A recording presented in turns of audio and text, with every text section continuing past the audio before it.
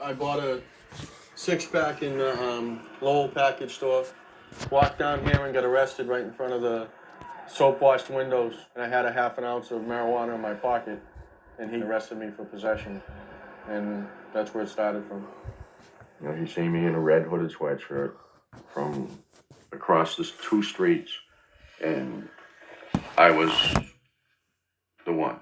And he was going to take me down. I thought I was arrested for possession of marijuana. And they told me about rapes. I says, well, I didn't do them and I think I need a lawyer. They were week-long trials. Most of it was just the victim saying he did it. It felt bad because I could see the pain that the women were in.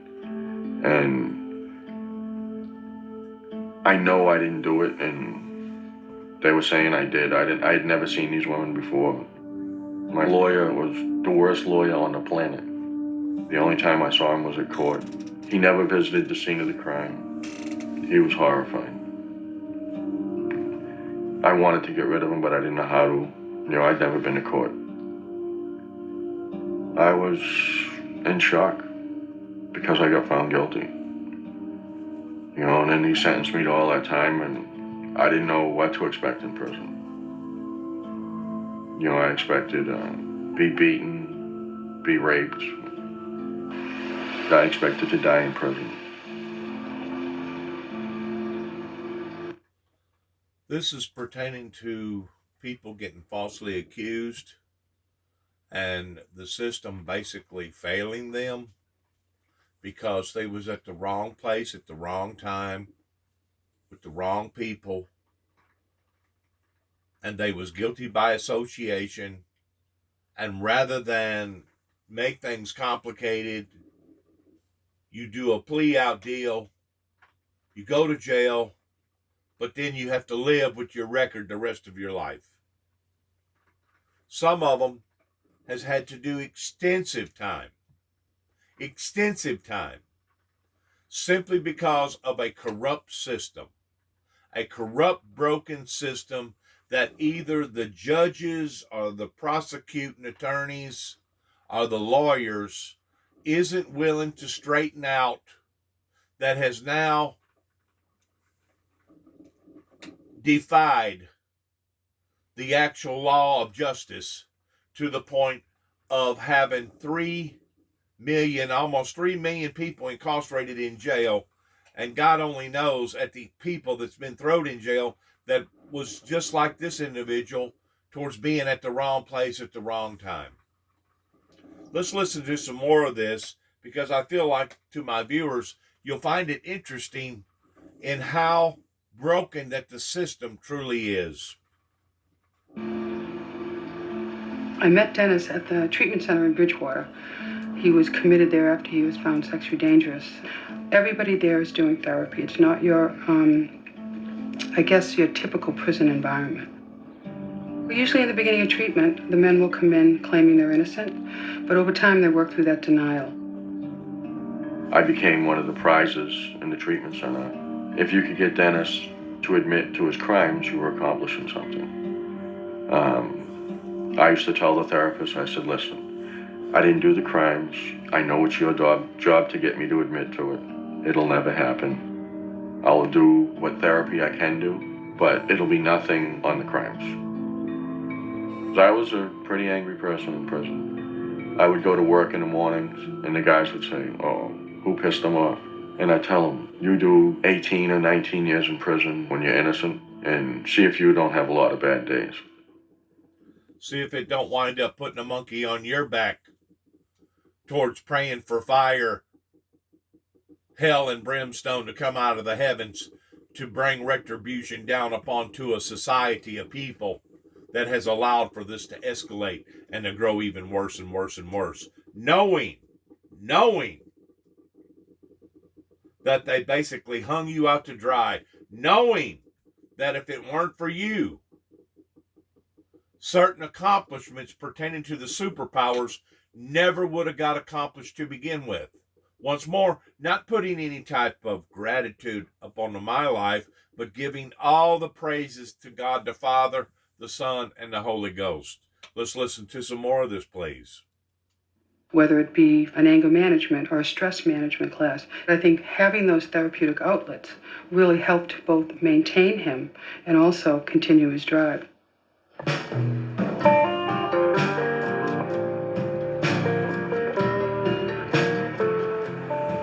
It helped me not to become institutionalized. If I was institutionalized, I couldn't do anything when I got out. I have a job now. I have my driver's license. And I function as close to normal as I can. He must have felt everybody as close to normal as he can. Whenever an individual goes through this type of transformation period, it will affect them the rest of their natural born lives in some form or fashion. And did you hear the word that he said pertaining to being institutionalized? That's exactly the same type of method that they was using on the Lord Jesus Christ. But rather than institutionalize him, they just wanted to out and out kill him and falsely accuse him towards blaming him, towards him being a blasphemer, which basically means to be fraudulent. The thing about it was, Christ was who Christ said he was. He was the only begotten. He had been chosen by the Heavenly Father to bring forth the message that he was bringing forth. For there was no man worthy in heaven or on earth, the Bible says, other than the Lamb who had been slain, which is Jesus Christ. was against him in prison. Yes. You got your family and your close friends. I mean, everybody else is looking at you like you did it, and finally you get redeemed. That must have been the best. Or were you angry? He ain't got no grudge against nothing. That's why I know he's that way. Innocent man, a good man. Yes. I'm like, you can shit me after that long? Chocolate, really good. How can you be in jail that long and not be angry and not be upset, you know? He just said he wasn't, so he's a better man than I am for that, you know?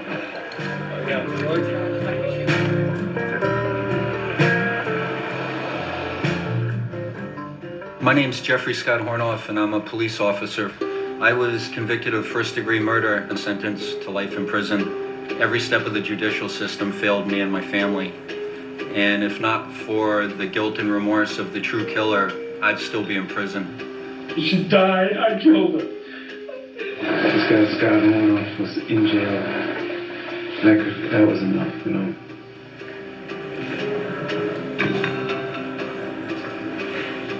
My oldest son was about 6.5, and I always saw myself getting down on bended knee and him jumping in my arms when I was freed. Now he's 14. He's 6 foot tall, 245 pounds. He was in the courtroom when I was freed, and he picked me up.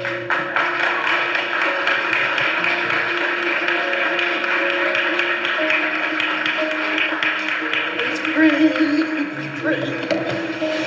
Oh, honey, now you can live again.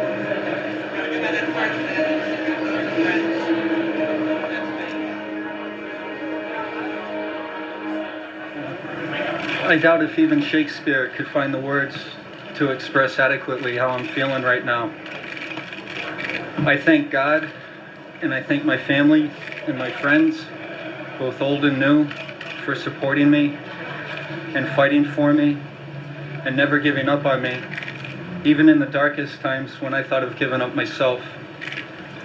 My thoughts go out to the thousands of other innocent people still wrongfully imprisoned across the United States, and the thousands more facing unjust and unfair prison sentences, and I hope to help change that. And that's the whole thing. Donald Trump is guilty by drawing in, luring a great deal of people into an activity January the 6th that will now be looked upon as being criminals because they was at the wrong place at the wrong time. They was weak-minded to the point that they gave in to that temptation. They was entrapped. And now they'll have to consequently suffer the consequences for it the rest of their lives. Or the 14 or 15-year-old kid that gets on the internet and they're smart enough to go into areas that they shouldn't never go off into. And they say the wrong word to the wrong person. And the next thing you know, the men in black come knocking on their door and they wind up with a stained reputation of being on a no-flight list or a terrorist list the rest of their lives. Simply because the system is broken. Simply because we don't have enough sense to realize that people can be at the wrong place at the wrong time, and not every time you're guilty by association. There are innocent people that is in jail incarcerated because of a messed up cop, a messed up testimony, a messed up judge, a messed up prosecuting attorney. There are many people that have not been treated fairly by the justice system. And whenever you see people lash out in anger, like they did on January the 6th, it's not just because of the coronavirus. It's not just because they've lost their jobs. It's not just because they've got lured into something that they never should have believed in to begin with, pertaining to a rigged, fake election. But it's all of it in conjunction towards people's lives that has been destroyed right here in America for nonsense, for no reason.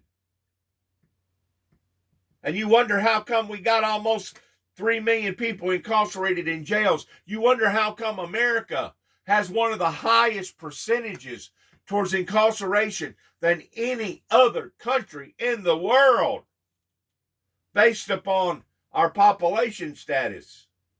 It's because people aren't just making mistakes. People are purposely doing this. The judicial system in Dresden, Tennessee, purposely turned their back on David and I whenever I moved back here in 2014. The Martin PD purposely wanted to stain me simply because I used the word explosion in one of my paragraphs towards trying to taint me as me being a possible homegrown terrorist in falsifying files. The people in Land Between the Lakes in Kentucky purposely tried to paint me or image me up as me being a monster, like I was going to blow up the Kentucky Dam and cause endless amounts of harm and death that would be untold. The people in Oklahoma City, Oklahoma, purposely planted a bomb in the back end of my truck so that it would stain me and hurt me the rest of my life, even though I had stumbled upon some of the truth pertaining to the Oklahoma bombing. And we're just not talking about, let's get this straight. Let's clear the air here towards what I'm actually talking about. We're just not talking about FBI agents, our local police force, our corrupt sheriff's department, our corrupt local justice systems, regardless whether it be the Martin PD or Dresden, Tennessee up here, or little old towns like Kenton, Tennessee, pertaining to what they tried to do to me, even though I went in there begging for help whenever my father attacked me. But it's also the media that gets in behind a lot of these situations and purposely wants to draw an ugly image of an individual that they never should have drawn an ugly image of.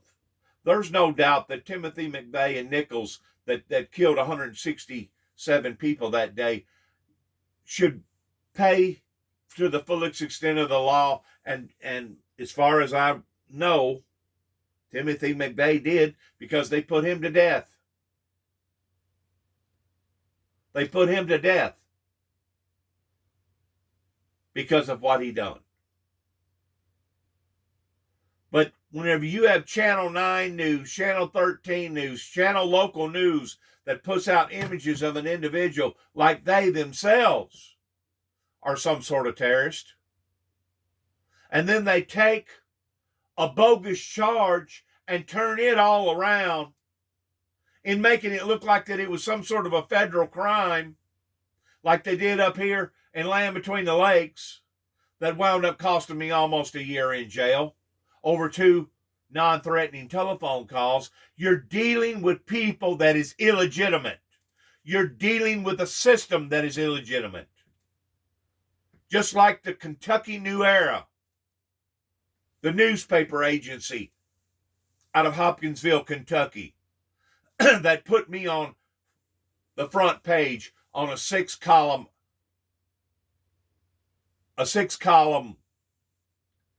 presentation of smearing me and making me look like that I was some sort of a monster that had just come out of the pits of hell. So it's not just all about the attorneys. It's not just all about the judges. It's not just all about bad cops. It's a conjunction of everything that has now put us where we are, towards God only knows what it's costing the taxpayers right now, in the year 2020, of having an engaging in security measures that is costing us all, that will be added to the $28 trillion in addition to the problems that we're dealing with the coronavirus. There has to be somebody out there that will recognize people's innocence. And there has to be somebody out there that can tell the story correctly. And thank God for God, and thank God for the people that documented the walk and the life of Jesus Christ, even though there's a lot about Jesus Christ that we don't know, pertaining to his livelihood that he lived before he actually started his ministry towards getting out into the eyes of the general public. But at least his story got told, and it got told in the format that we can understand that an innocent human being who had done absolutely nothing wrong, and if anything should have been rewarded for doing the things towards doing right, towards raising the dead and healing the sick and feeding the poor and etc., instead of him getting promoted or being treated as a hero, he was treated as a zero, to the point that his own people retaliated against him and put him to death, in thinking that they was going to away with him is what the crowd kept saying the day of the court. Away with him. Those same people that was crying out, away with him, will stand in front of the great white throne judgment. And it will be Christ that judges them along with the Father and the Son and the Holy Spirit in the degree of what that they have done in the physical form, that will have the consequences in the spiritual form after this is all said and done with. And it won't just be that bunch. It'll be all the people that has denied Christ. It'll be all the people that has been the bad people that has tried to bring grief and sorrow and horror into the true Christian's life. I'm not the only one that's been treated unjust. The people that you just got through hearing on the TV set, these aren't the only people that's been treated unjustly. Jesus Christ isn't the only one that's been treated unjustly. We have an unjust, broke system. That's the reason why my brother and I put the cross sideways, because we knew that the system needed to be reformed. One thing I can say about Donald Trump, I don't know if he was sincere at the time that he brought it out to the limelight towards people looking at reforming prisoners. One thing I can say about him and his administration, they did put their best foot forward in trying to recognize this towards it being a systemic problem here in America towards people being persecuted for crimes that they never committed, or being charged, being over sentenced for nonviolent crimes that to this day they're still doing time for, pertaining to injustice. How Mr. Trump got caught up in this hullabaloo in regards towards thinking that he was some sort of a white supremacist. I don't know what happened to Donald Trump whenever he was a child growing up in New York City. I don't know why he thought that he had to do something like this towards opening up old wounds here in America that could have caused damage that would go beyond anything that you and I had ever even thought about or dreamed about towards what actually occurred January the 6th up in the Capitol building. But I'm sure that he'll pay for his unjust due. And if he don't pay for his unjust due in this lifetime, he'll be just like the others. He'll pay for his unjust due in the lifetime to come. Donald Trump has never admitted that he was wrong about how that he spontaneously caused this problem. And I really and truly believe that somewhere in Donald Trump's mind, he knows that he has been defeated by this election. But because of pride and ignorance, he chooses to soul up and act the way that he's acting. It's one of the most horrifying things that I think that I've ever seen a president of the United States ever be guilty of, and people knowing that he's guilty of, but him still continually doing it. Let's listen to a little bit more of this as we're discussing and looking at people being falsely accused of crimes that they never should have been accused of, or the crime that they committed, the punishment did not equate what the crime was to begin with. And I don't know, I may have used the wrong word there, but the bottom line is some people does get acquitted. Some people does have their record cleared up, but it's only because that they remain stern, they don't give up on the truth, and they don't give up on themselves.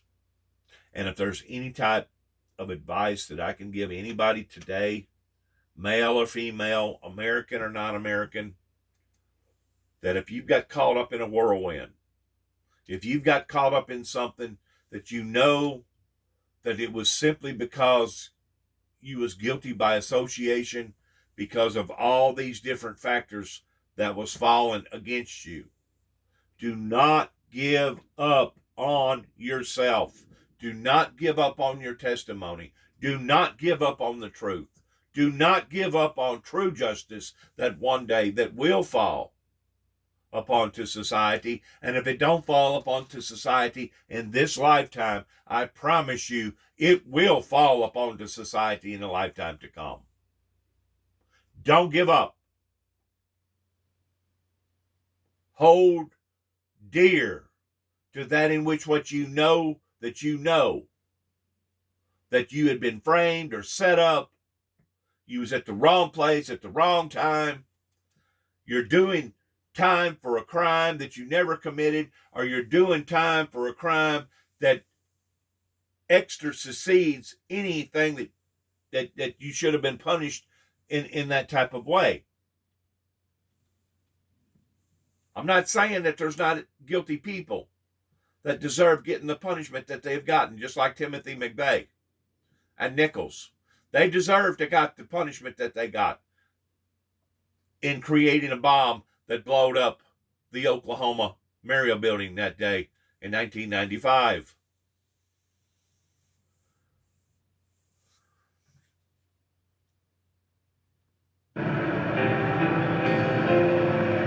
This was my first beat right here. This is considered post 7 in Warwick. Being a police officer and being questioned for a murder was an undescribable feeling. I had decided to become a police officer at the age of 12, and I pretty much devoted my life to it. And to have the whole judicial system turn around and target me was really hard to take. I was unfaithful to my ex-wife, and Vicky and I were intimate twice. I feared I would be questioned because of my brief relationship with her, but I never realized I would be questioned as a suspect. It was just ridiculous how the Warwick police handled the investigation from the very beginning. They trampled underneath where Todd Berry climbed up.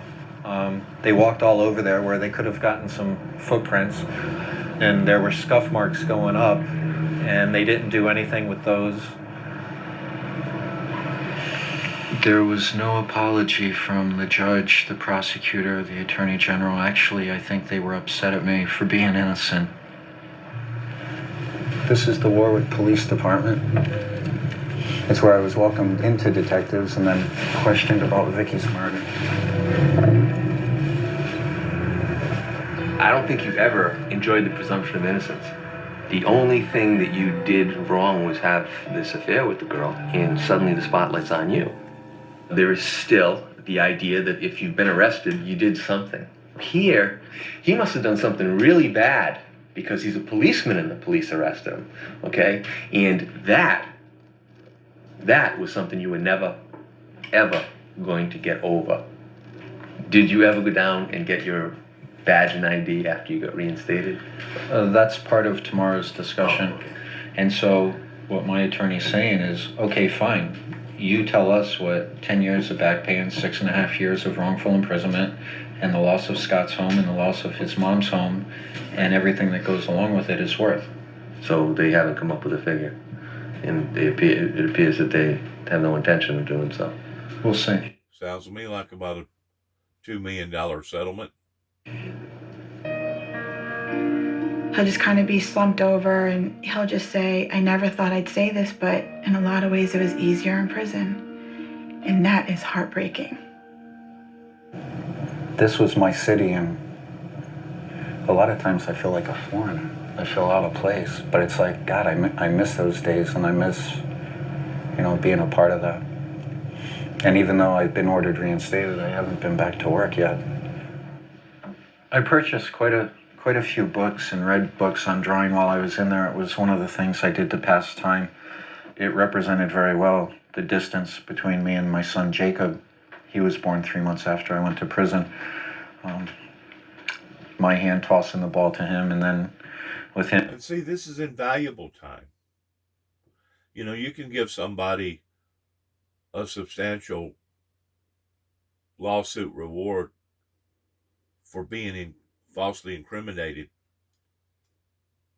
But the thing about it is, in actuality, you can't pay somebody for the difference of all that time that they should have been spending with their family and with their loved ones, with their children. And with his hand out, or this one here of Tina's hand, and I drew her hand reaching out to mine. We're at least going to ask that Scott be placed on the payroll because as of now, he's still not receiving any income.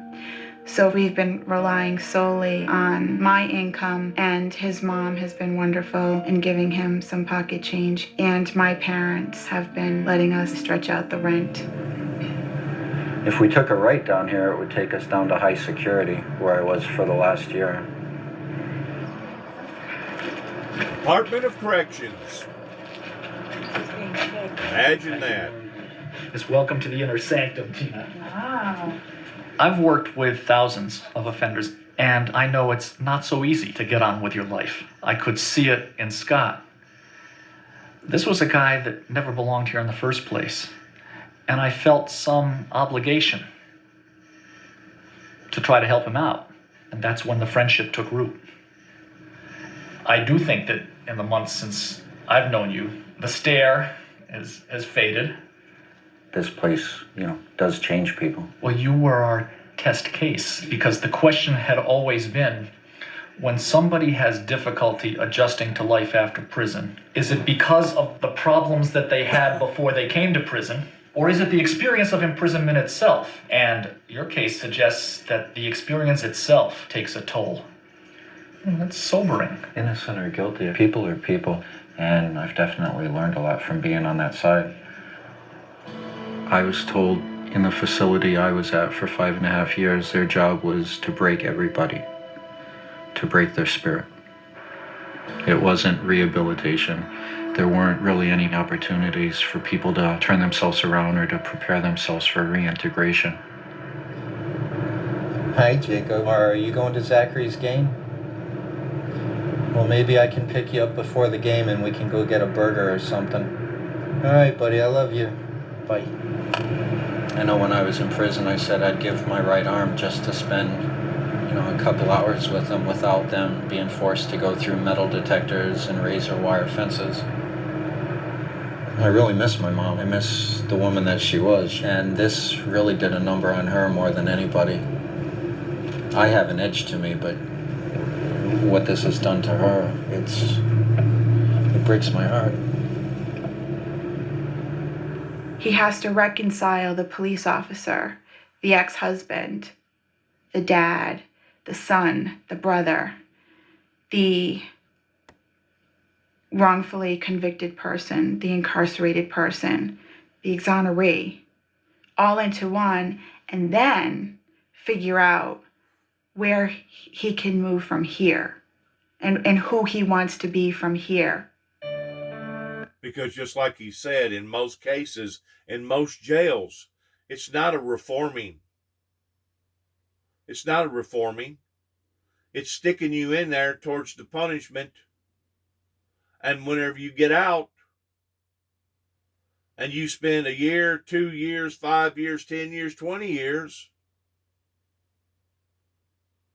how are you going to adapt towards getting back out into society if nobody has reformed you? That's another area that the system is broken in. They throw them in there like a bunch of animals.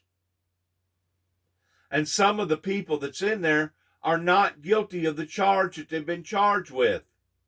And because you're locked up with animals, because you're locked up with people that has done crystal meth and cocaine, and they've sold their souls to the devil, and they actually don't have a soul, to the point that you're basically in there with some of the lowest life people in the world, it will have a profound effect on you. It will be life-changing because of the experiences that you've had to experience, knowing that you shouldn't have had to have experienced those type of experiences. Once more, being attacked by a broken system. So when you see people climbing the walls of the United States Capitol building, don't just say it's all because of Donald Trump. Donald Trump was the trigger man. Donald Trump was the one that led these people on. But something has motivated these people to the extent that they want to go up to Washington, D.C. and make a statement the way that they made a statement January the 6th. If we as a society don't look at both sides of this because of what has happened in-house, pertaining to our problems, none of us is going to learn by our mistakes. And this is going to drift on by just like another bad event, horrible, horrible, bad American event, and the people, by and large, ain't going to learn nothing from it. If we are going to succeed and be successful as a society, and it don't matter if it's a Christian society or a non-Christian society, we are going to have to stop playing these emotional games with each other towards bringing this type of damage to each other, because we're basically eating our own. We're turning on ourselves. And this is the thing that I have been preaching about now for quite some time, that our enemy, our adversary across the pond, would love to see us do. He would love to see us turn on one another to the point that we weaken one another. And once our enemy realizes that we are no longer united, but divided, then we become more susceptible to being attacked again by our adversary across the pond, because he's going to realize that this is just a bunch of screwballs over here that can't even pull together towards deciding what color the moon or the sun is, much less whatever type of movement needs to be taking place over in America. What has torn us apart like this? Getting away from God, the true identity of God. People going over into drugs and getting their minds messed up. Judges, lawyers, attorneys,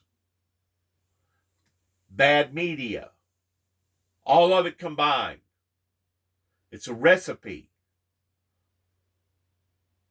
of disaster that now has come upon to the American people.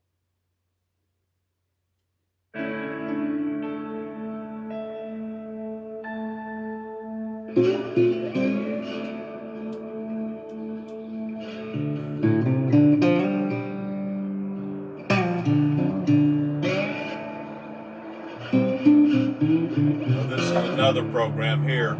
Yeah, my grandfather planted that tree before I went to prison. This is down in Louisiana of another person's story.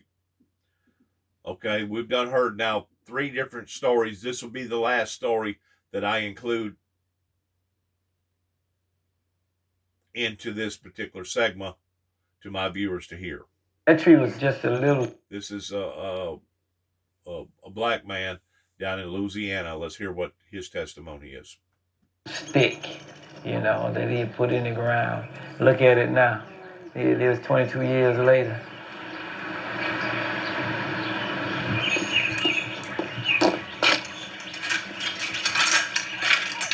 Hello. Good to see you.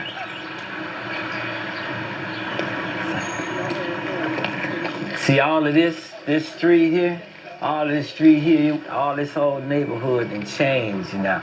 When an exoneree is released, the very first thing that the Life After Exoneration program does is work with the family and the community to find out what resources are available in terms of affordable housing, job placement programs, training programs, vocational programs, compensation legislation. So that money really should come back to these folks in trying to help them resettle their lives. Here's one that waited a long time. They assume that when they get out, not only should they have their life back, but their life should be easier. And yet what they find is not what they expect. In the ordinary world, no one is dealing with something as profound as what happened to them. And yet they have something profound to say, and they have something profound that they've experienced. Kelvin, if we were to ask your neighbors if they remember the crime and do they know that you're out, would you mind that? I'm saying, what is it going to be? What you going to benefit from it? Tell me that. It's the same thing with going to talk to the prosecutor's office. To understand what he's thinking makes me better understand what's going on with the people that we're trying to get involved in helping you. Is it tragic that he spent 20 years behind bars when, if we had the evidence 20 years ago, we wouldn't have prosecuted him? Of course he is. It's tragic. But that doesn't mean that he was wrongly convicted, because he wasn't. The system worked exactly like it was supposed to. So, the government doesn't owe an apology to anybody about that. This is just one of those horrible, horrible things. When you left, See, that's how they spin it off. That's exactly how they spin it off every time that they make a mistake in damaging or destroying another human being's life. You wonder how come the Ferguson deal happened last year. You wonder how come the Black Lives Matter deal happened last year. You wonder how come you seen all the violence that erupted last year in Portland, Oregon, and various places all over this countryside that has led to what we seen January the 6th this year. Okay? It's because of cops or people that work in the judicial system that are this cold-minded, this cold-hearted, that the only thing they say is, well, another one fell through the cracks, didn't it? The system isn't perfect, is it? You don't get no sincerity. You don't get no guidance course. Nobody has reformed you towards how to go on with your life. You have been wronged. You have been wronged by the system, and the system is still treating you in a wrong way. You wonder how come those people was climbing the walls on the Capitol building? They was making a statement. It wasn't just about being misguided or misled by Donald Trump. This has been building here in America for years and years and years, is the reason why that we're seeing this type of violent behavior. And when you compound it towards people that has bad intentions, on top of people that has been misled or they have gotten the short end of the stick because of the system, you got a great deal of anger. You got a great deal of people that is upset, they're heartbroken. And if you'll compile that with the coronavirus towards people losing their jobs, losing their benefits, losing what little bit of opportunity that they thought that they was going to have towards being a normal citizen, once you throw all that out the door, then you have a perfect recipe for a perfect storm, for a catastrophe that was brewing over here in America like you've never seen before. And I guarantee you, if it didn't happen this time pertaining to the Capitol building, it was in the works towards it going to bust loose somewhere else on a big, big fashion because of all the hate mongering and because the system has been broken. Like I said, and I've said before and I'll say again, Donald Trump has brought some good things to the table that people should have looked at a long time ago, regardless whether it was immigrants or other things that he has brought to the table pertaining to the veterans not being taken care of, and yes, reforming people out of prison systems that has gotten time on charges, sometimes twice, 3 times more than what they should have gotten, pertaining to trying to reform. It's not just about punishment. Our system is not set up just to punish somebody. It's supposed to be set up to reform them so that you'll learn from your mistake and not do it again. That's not what's been happening. Because you have insincere people working in the law enforcement agencies, either on the bottom end or the top end, that has shown their dirty, ugly colors for quite some times, that has created this environment, this toxic environment that now we're all having to be exposed to. Let's listen to the rest of this story to my viewers because I feel like it needs to be told. Anything to take with you? Any money? Anything? Yeah, they turned it back. You know, nobody shook my hand. Nobody told me they're sorry. And that's where Mrs. Vollen comes in. How did you feel that you do have somebody on your side, people on your side willing to help you? Well, I consider her a close friend. And it's sad to say that someone in another state has to come to your state, you know, to get you support. You know, because they don't have a compensation bill here in Louisiana, and it don't seem like they want to get one. I was sent to prison for a mistake that I didn't make. It was a mistake that other people made, and it took them 22 years to correct that mistake. His plan is to get a barber's license and eventually open up one of his own shops. But in order to do that, he has to get his GED, so he's enrolled in a GED program. And since you're in the business community, you probably know what the opportunities are. I think you are the group that offers the greatest promise to really make a difference.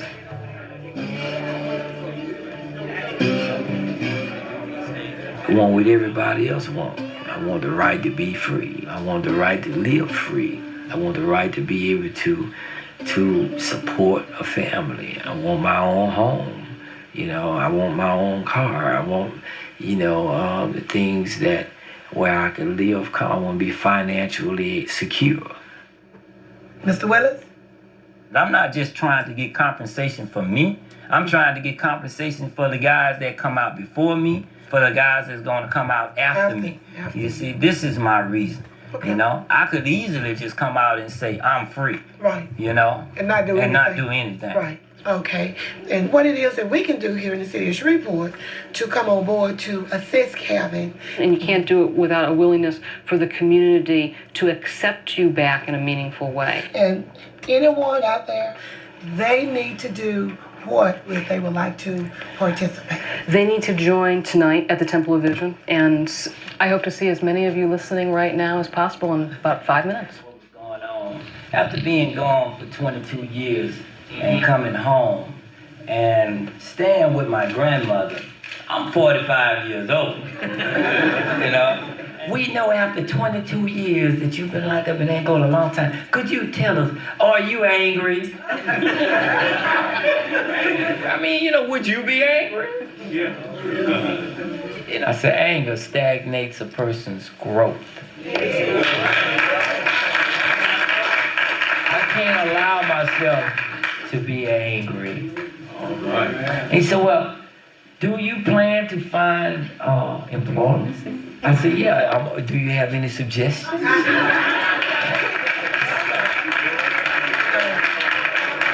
I worked for 4 cents an hour in Angola. That's a great big old plantation, you know. So if I can't come out here, you know, and work, and that's sad. All right. All right, thank you.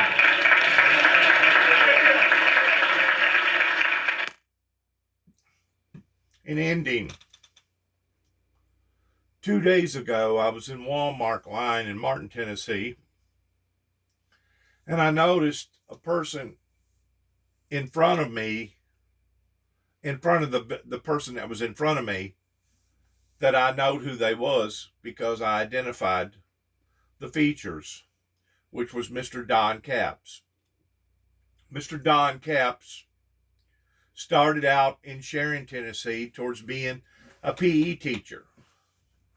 Mr. Don Capps moved up the ladder, and the next thing you know, he became the principal. As he got the experience and behind his belt, he was getting ready to retire from being a principal up here in Sharon. He had an opportunity of going to South Fulton and being a principal there. So he extended his work time, which he's got a little farm, beautiful house, beautiful wife, beautiful cars, I'm sure a beautiful bank account. Whenever I first come back here in 2014, he was one of the first ones that I wanted to interview, with him being a pillar of the community. The pillar of the community in this particular area, because Don Capps actually lives halfway between Cydonia and Sharon, probably more closer to Cydonia than he does Sharon. Or I'm assuming that, pertaining to the actual miles. So I interviewed Don whenever I first come back here, and it was a pretty extensive interview. But since then, I haven't talked to him or spoken to him. Of course, whenever I seen him at Walmart, the first thing I asked him was, "Are you still principaling?" He said, "No." I go, "Why not?" He said, "Because I got tired." I go, "In other words, you finally decided that you had enough money in your bank account." He said, "No, I got tired and I wanted to retire." I go, "Oh, okay." But in leaving the conversation, Don looked at me and said, "Juby, I bet you've had all kinds of people out there at your house bringing complaints about a lot of your YouTube and Facebook stuff that you've been putting out on YouTube, hadn't you?" And I looked at Don. I said, "Don, I've had my fill of it." He goes, "I bet you have." Instead of Don looking at me saying, "I'm proud of you, Juby, because you're finally telling your story after 30 plus years of how that you've been rejected, how that you've been set up, how that various church members know about your calling, and they knew about your passion in your calling, but none of them was willing to help you. They abandoned you." Rather than him approach me, "Juby, I'm proud of you because you're finally opening up. You're finally letting people know your life story." He wanted to know how badly I was still being bruised and damaged because of me opening up. Once more, beauty's in the eyes of the beholder. Is the glass half full or is it half empty? I can't make people do the right things around here. They're going to have to be judged off of their own personal motives, regardless whether it be Don Capps or anybody else. And I realized that I went through name calling towards calling people out because I know that they know my background going all the way back whenever I was a knee-high to a grasshopper whenever we first moved down to Tennessee in 1966 or 1967. These people today has still not come and offered any type of assistance, any type of apology.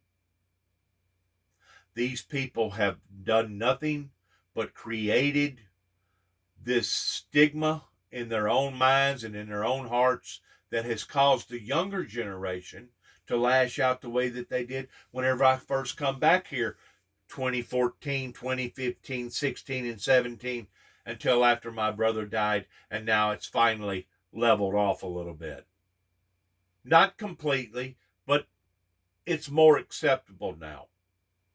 Towards, I'll probably never be accepted into this neighborhood because of their idiotic pride that they have for themselves, and nobody is willing to admit the truth about what has went on.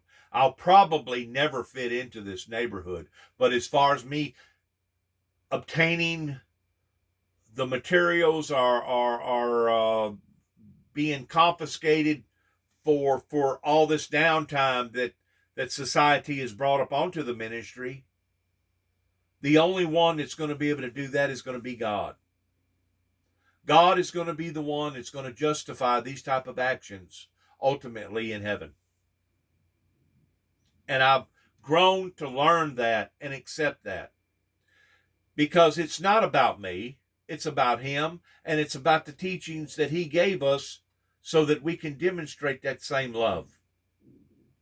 Once more, if people like Don still wants to condemn me, hurt me, ridicule me, that will be up to them.